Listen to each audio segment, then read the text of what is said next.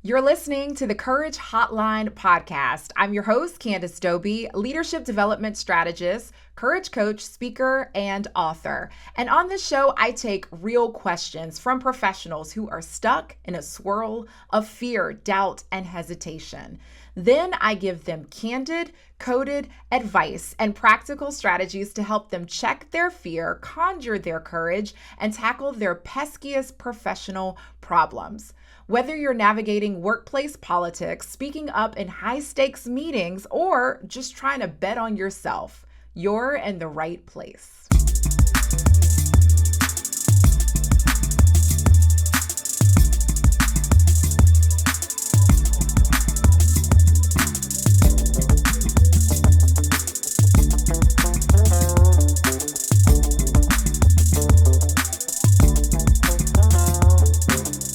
We're back with another episode of the Courage Hotline podcast, and we have a call from our next caller, so let's get into it. Hello, you were asking the question, are you struggling to communicate assertively or persuasively as a leader? And I wanted to share with you a little bit of my background.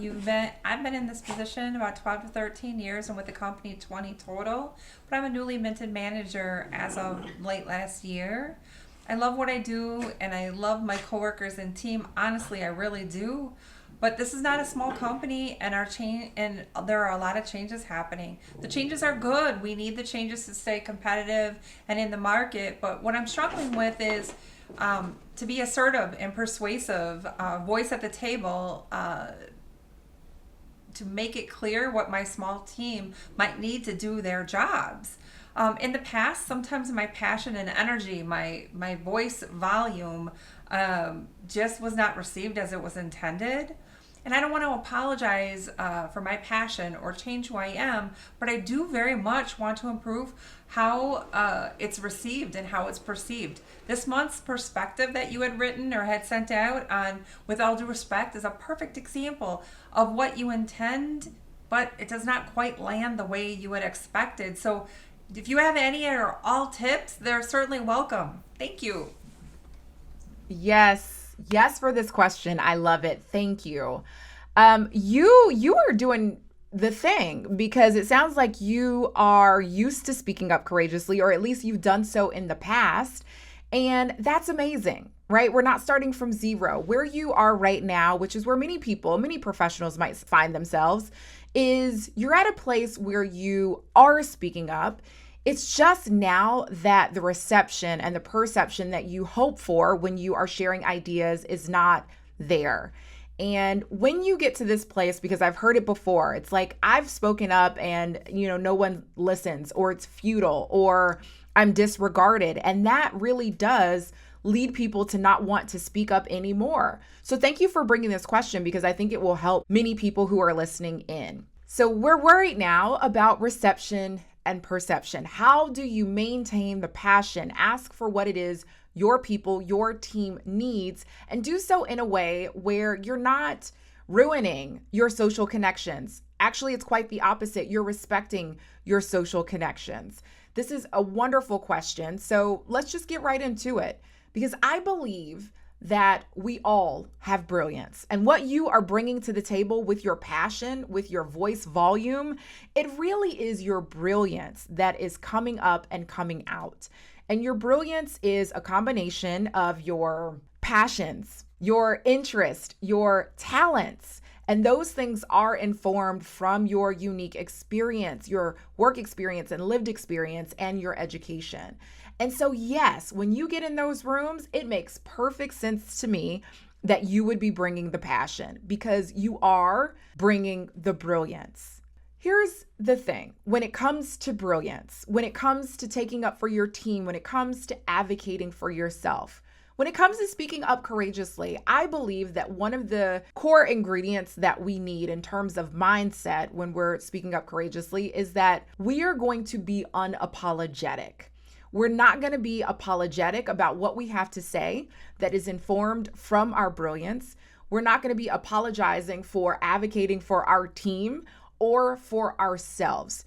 So I'm going to say that that passion is probably because part of you is wanting to be unapologetic. And I'm just going to invite you to lean all the way into that, because behind being unapologetic is your values. And we're not going to apologize for what it is we believe. We're not going to apologize for collaboration or equity or creativity or personal excellence. We're not going to apologize for any of that. What you are saying, and what I'm getting, and what I also think is very real and necessary when we are speaking up with passion, without apology, is we have to pair that with something else, and that is strategy. Those two things are complementary and they work well together, is being unapologetic and being strategic. And so it sounds like in your case, we don't need any more passion. We have passion. What we need, though, is we need strategy. We need to come into these conversations being strategic. So I do want to offer you a few tools that I think could help you come to the table and be more strategic in conversation. So the first tool is reframe. It's a simple reframe. I don't know how you're entering conversations right now, but if you are engaged in a discourse with your team members, and it goes something like this. Your team member has just said, you know what? We got to move fast and we can't slow down by giving these tools to our team. Using these tools is just going to take them way too long to get to the end goal. Let's say somebody has said something like that. And your perspective is, absolutely not. Excuse me. My team needs these tools in order to be set up for success. Well, if you come in at direct disagreement with somebody, in effect is happening is, we're raising the level on defensiveness. We're inviting defensiveness into the room, and it does make it harder for people to pick up what you're putting down or receive what it is you're saying. Because here is something that is true about people. People want to and need to believe that we are smart and that we are capable and we are good. And so when you're at direct odds with somebody, it could be indirectly saying to them that, I don't think you're smart. I don't think your perspective is smart. And then defensiveness or the guards go up. So what we want to do with the tools that I'm going to share with you is we want to build a bridge. We actually want to build a bridge to other comments, to other pieces of conversation that have happened in the room. It is going to make our perspective, however divergent, however different it is going to make it more palatable. It's going to make it or increase the chances that it will land better. It will be better perceived and better received. So when you use the frame, they're all different kinds of frames that you can use, and you can play around with different frames. But one of the frames that I like using, I'm going to call it the success frame. And essentially, this really transitions or translates into a simple phrase that you can say in conversations in many different rooms. And that phrase is to help us be successful. To help us be successful, I think we should consider this. To help us be successful, why don't we take a look at the bridge? To help us be successful has essentially what you've done is whatever the other person has said. You're bringing it back to everybody in this room wants this initiative, this project, this launch to be successful. That's what everybody wants. And so why don't we recenter on that? And I'm just going to redirect people's energy and their thoughts to success. To help us be successful, why don't we consider X? So that is literally a phrase that you can pull out at any moment. You don't even have to fully understand what another person has said to use this frame or to use this bridge. To help us be successful, why don't we consider? And it immediately primes people or prompts them to think about the conversation in terms of what can help us be successful. Now you've just created a space, like a soft landing for your idea. Again, however different or divergent it may be. So that's the first thing that I want to share with you is just think about the frame in which you are using to share your ideas. The frame is like the plate that you are putting the passion on. The passion, that's the entree, and the frame is the plate, and that's going to help you serve it better. You don't want to serve it in your hand. You don't want to say, here, take this and put it in your hand. People are going to be like, what? But if you put it on a nice plate, slide it over, people might be like, oh, let me take a look at that. So that's the first one, is your frame. The second strategy or technique that I like using is a values reflection. A values reflection, in the way that I'm going to share this with you, it can be kind of similar to the frame, the one that I just used. But again, we can use all different kinds of frame. And a values reflection is specifically reminding the people in the room what it is you value. So you're bringing or recentering the conversation on the values before introducing your perspective. So it looks something like this. Let's say you all as a team, you have a value of excellence. And nobody in the room is really thinking about excellence right now. We're just talking very loudly, trying to have our perspective be heard and have our perspective be influential in the room. And so what you're going to do is you're going to bring everybody back to a value that you all share. And let's pretend that value is excellence, that you all have a value of excellence. You can say something like, we all share a value of excellence. And, for us to deliver on that value, like we love doing, we should consider X, or why don't we think about Y? And so it's, again, reminding people that you're there and you all have a shared value. And let's think about that value in the context of this conversation. Like, let's put that value on the table and let's make sure that we are delivering on it. The reason why this can be really, really impactful in this type of conversation when you're trying to advocate for your team and advocate for yourself is, we're wired to want to behave congruently with who it is we believe ourselves to be. And if you all as a team have clarified that you do have a value of excellence, or you do have a value of innovation, or whatever it is, then you're essentially prompting people to think in a direction, or at least consider, I do want to act or think in a way that I've already clarified. I've already said that this is a value, so I want to act congruently with that. So that's what you're inviting people to do when you recenter on a value. A values reflection can also be very helpful when you're in conversations when there is a power imbalance. When there's a power imbalance and you're like, I'm not really sure how I can enter this conversation. The people in the room have more tenure than me. They have more experience, more extroversion, more things. And there seems as if there is a power imbalance. Again, because we are human and we want to act congruently with who we believe ourselves to be, you can introduce your perspective through a values reflection to help the people recenter on that value. So that's something that I want you to try on and see how that feels. The last technique that I am going to share with you is the fogging technique.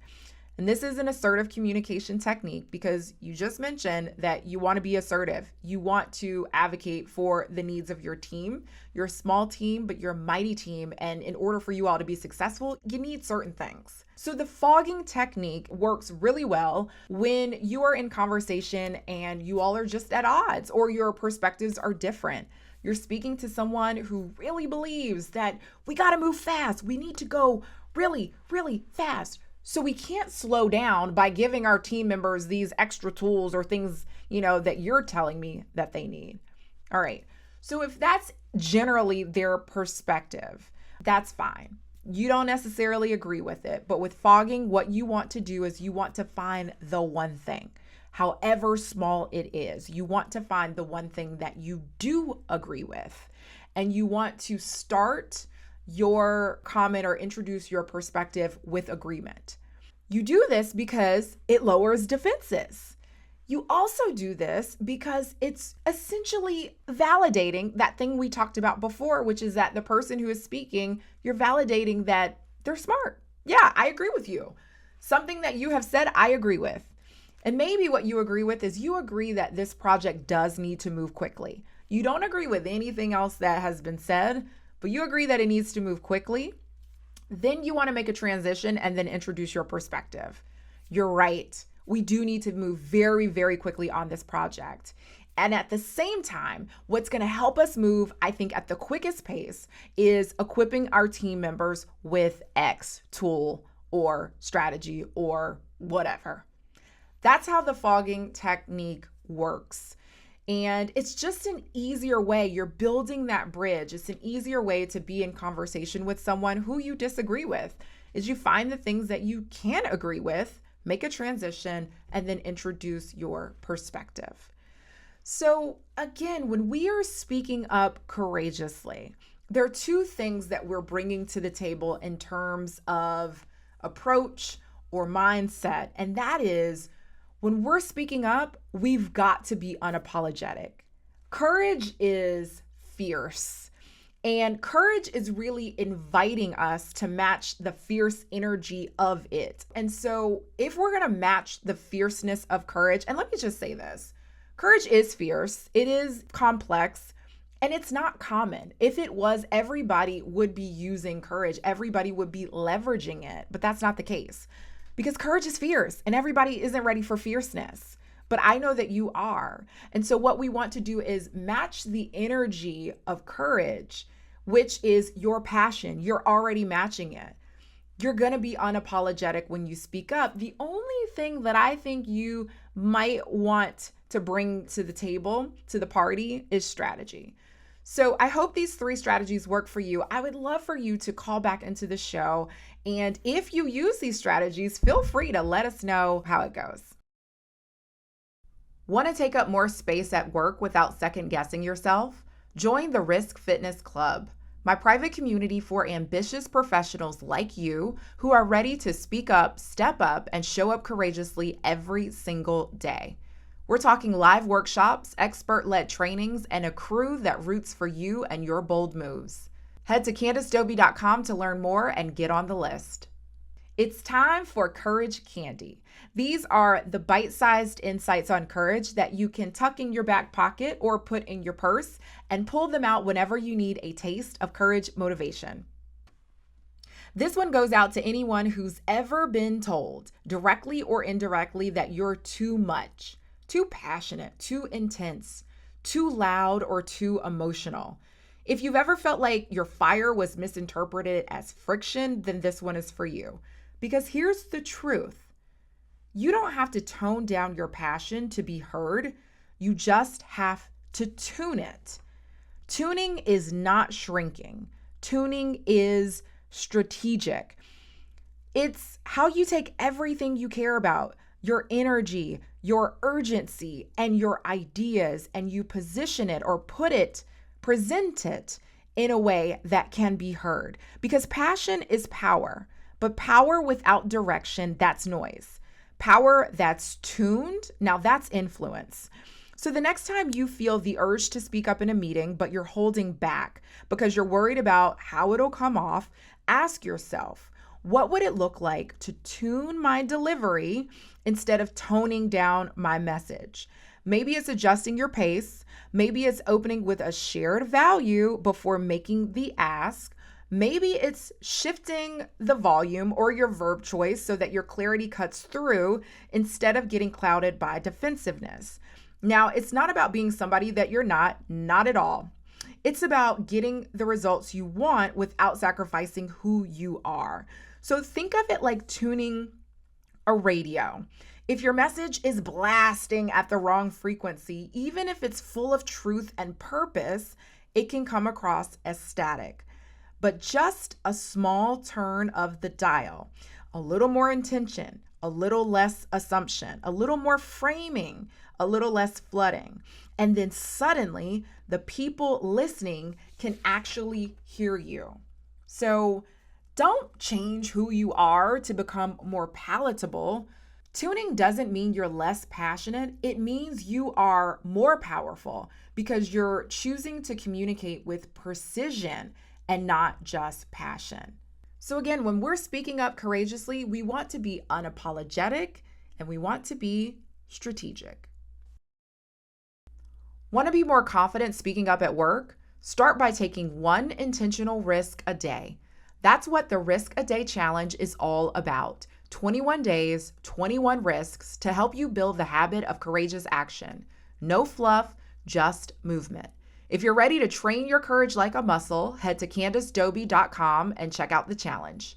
That's it for today's call on the Courage Hotline podcast. If you got something out of this episode, then be sure to share it with a friend or a colleague who could use a boost of courage. And if you've got your own professional challenge that you want me to weigh in on, visit CandaceDoby.com and leave me a message.